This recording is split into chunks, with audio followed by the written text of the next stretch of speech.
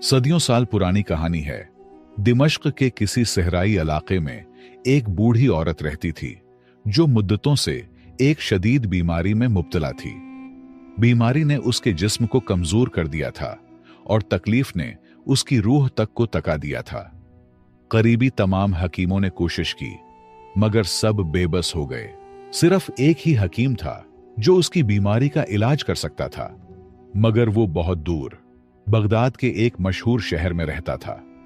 वहां तक पहुंचना निहायत मुश्किल था, खास तौर पर एक बीमार और गरीब औरत के लिए।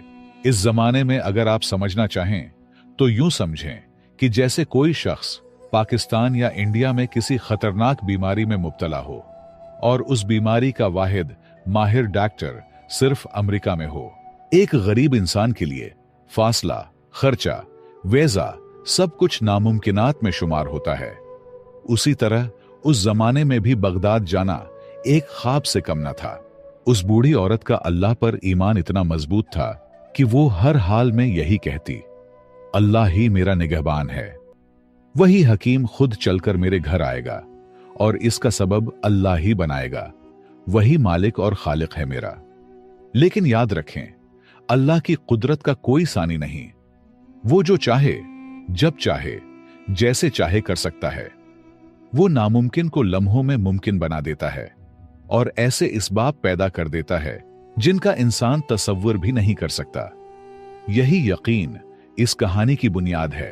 तो दोस्तों, वो जमाना ऐसा था जब सफर ऊंटों और घोड़ों पर किया जाता था, मगर उस औरत के पास न सवारी थी न सामान। रास्ते तवील और कठिन थे, लेकिन उसका यकीन कहता था कि अगर कोई उसे बगदाद तक पहुंचा सकता है तो वो सिर्फ अल्लाह ही है, या फिर अल्लाह वो मशहूर हकीम खुद उसके पास भेज दे। वो रोज अपनी बेटी से यही कहती, मुझे उसी हकीम से इलाज करवाना है और मेरा रब ही उसका सबब बनाएगा। उसकी बेटी अक्सर मां की बातों पर हंस देती क्योंकि उसे ये सब एक ख्वाब लगता। लेकिन अल्लाह जो करता है वो इंसान की अक्ल से बालातर होता है। बूढ़ी औरत ने मोहल्ले के अमीर लोगों से मदद मांगी, मगर कहीं से कोई मुस्बत जवाब न मिला।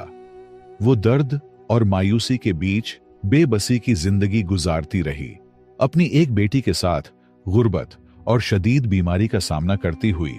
वो दिन ब दिन कमजोर होती जा रही थी। बीमारी इस हद तक बढ़ चुकी थी कि अब न इबादत की ताकत बाकी रही थी, न खाने पीने की हिम्मत। कभी खाना खा लेती तो कभी सिर्फ पानी पर गुजारा करती, मगर इस सब के बावजूद उसने अल्लाह के दरबार का दरवाजा खटखटाना नहीं छोड़ा। वो हर वक्त अपने रब से शिफा की दुआ मांगती रही, यकीन के साथ, सब्र के साथ। वक्त गुजरता रहा और फिर एक रात, जब हर तरफ सन्नाटा छा चुका था और सारा मोहल्ला नींद की आगोश में था, अचानक दरवाजा जोर से खटका। बाहर से एक आवाज आई, बहन, क्या कुछ देर के लिए जगह मिल सकती है? सुबह तक रुकना है। उस औरत ने सोचा, शायद कोई मुसाफिर है जो इस सुनसान वक्त में मदद का तलबगार है। उसने दरवाजा खोला तो बाहर दो अजनबी मर्द खड़े थे। उनकी हालत निहायत खराब थी। लगता था कि लंबे पैदल सफर की तकन ने उनके जिस्मो चेहरे से रंग नचोड़ लिया हो। प्यारे दोस्तों, आगे बढ़ने से पहले एक छोटी सी गुजारिश है। आप सबका बहुत बहुत शुक्रिया कि आप लोग हमारे वीडियोस प्यार से देखते हैं, मगर कई दोस्त बिना सब्सक्राइब किए चले जाते हैं। बराहे करम हमारे चैनल को जरूर सब्सक्राइब कीजिए। बहुत बहुत शुक्रिया।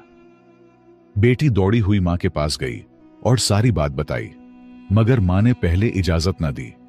कहा, हमारी घर में कोई मर्द नहीं, ऐसे आधी रात को अजनबी मर्दों को कैसे अंदर आने दूं?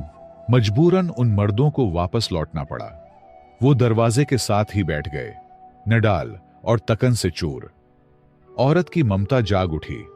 उसे उन दोनों में अपने बेटे नजर आने लगे। दिल भर आया और उसने बेटी से कहा, बेटा, उन्हें अंदर बुला लो, मगर दूसरे कमरे में रखो। खाने पीने का इंतजाम भी वहीं कर दो। ज्यादा बातचीत से गुरेज करना। अल्लाह ने उन्हें हमारे दर पर भेजा है, हमारी आजमाइश है। हमें खिदमत करनी है, लेकिन अपनी हया और पर्दे का ख्याल रखते हुए। कुछ वक्त गुजरा और फिर बूढ़ी औरत की बेटी ने घर में जो कुछ मौजूद था उससे सादा सा खाना तैयार किया, पानी दिया और दोनों मुसाफिरों के लिए दूसरे कमरे में सोने का इंतजाम कर दिया। दोनों मुसाफिर कमरे में जाकर सो गए, जबकि बूढ़ी औरत रात भर दर्द से कराहती रही। नींद आंखों से कोसों दूर थी। वो फरियादें करती रही और दिल ही दिल में उन अजनबियों पर भी नजर रखी हुई थी। सुबह की अजान हुई। दोनों मुसाफिर उठे, वजू किया, नमाज अदा की और जाने लगे। जाते हुए वो बूढ़ी औरत से दुआएं ले रहे थे, मगर जब औरत ने उनकी इबादत और परहेजगारी देखी तो मोहब्बत से रोक लिया।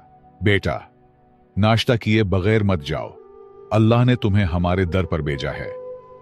ये सुनकर दोनों आदमी रुक गए और उनमें से एक ने नरमी से पूछा, अम्मा जी आप बीमार लगती हैं, क्या हुआ है आपको? कब से परेशान हैं? बूढ़ी औरत ने धीमे लहजे में जवाब दिया, बेटा, यह बीमारी अल्लाह की तरफ से है और मैं उस पर राजी हूं। मेरा निगहबान सिर्फ मेरा रब है। तकरीबन 10 साल हो गए हैं मुझे इस तकलीफ में जीते हुए, लेकिन आज तक मुकम्मल इलाज न करवा सकी। बेटा मेरा ना कोई बेटा है ना भाई। शौहर भी 10 साल पहले अल्लाह को प्यारे हो गए। बस मेरी एक बेटी है और मेरा अल्लाह है, वही मेरा सहारा है। बूढ़ी औरत ने थोड़ा तवक्कुफ किया, फिर तकलीफ भरी आवाज से बोली, बेटा, बगदाद में एक बहुत मशहूर हकीम है। सुना है कि उसके इलाज से कई लोग अल्लाह के हुक्म से शिफा पा चुके हैं। मैंने भी उसका नाम सुना है। दिल में उम्मीद है कि शायद मेरी बीमारी भी ठीक हो जाए, लेकिन बेटा मैं मजबूर हूं। इतनी दूर जाने की न सक्कत है न वसाइल। ये सुनकर दोनों मुसाफिरों ने एक दूसरे को चौंक कर देखा, जैसे वो कुछ जानते हो या किसी हकीकत से वाकिफ हो।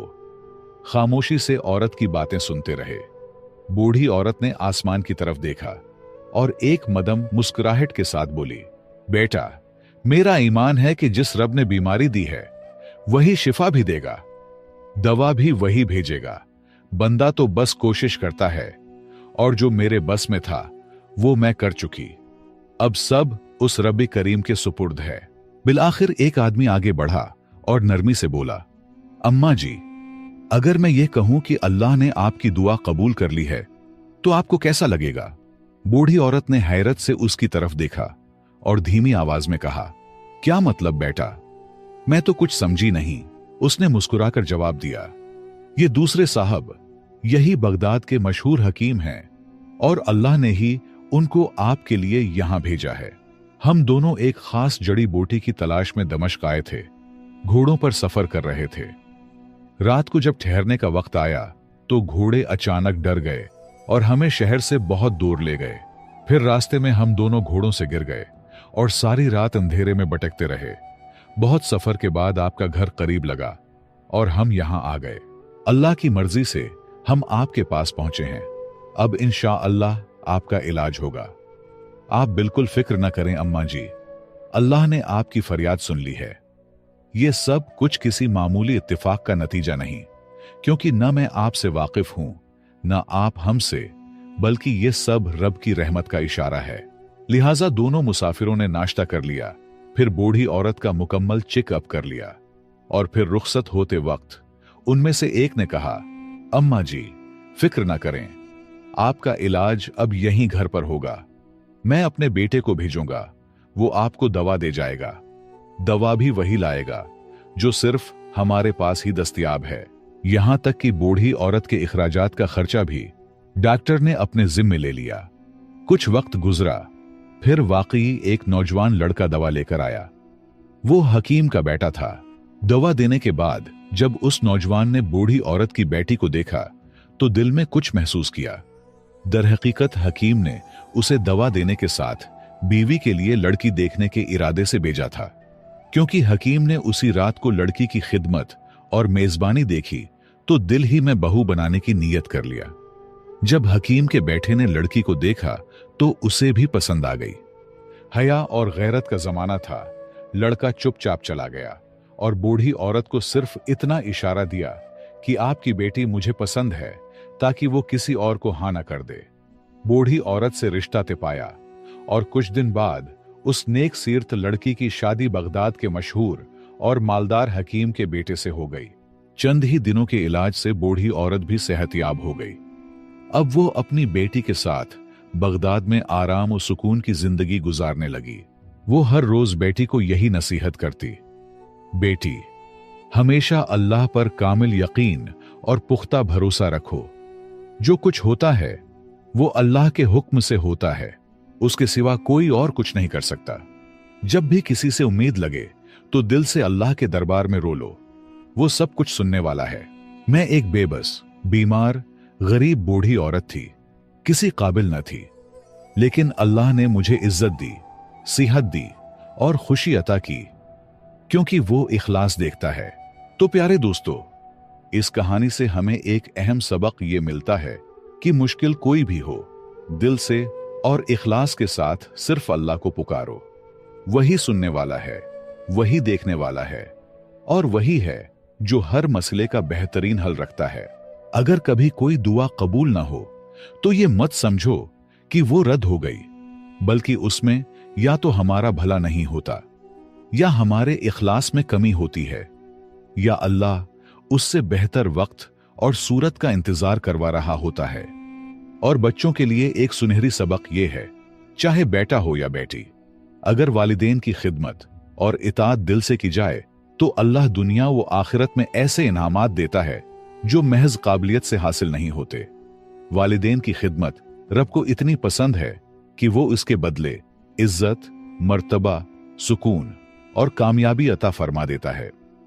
मुझे उम्मीद है आपने इस कहानी से बहुत कुछ सीखा होगा।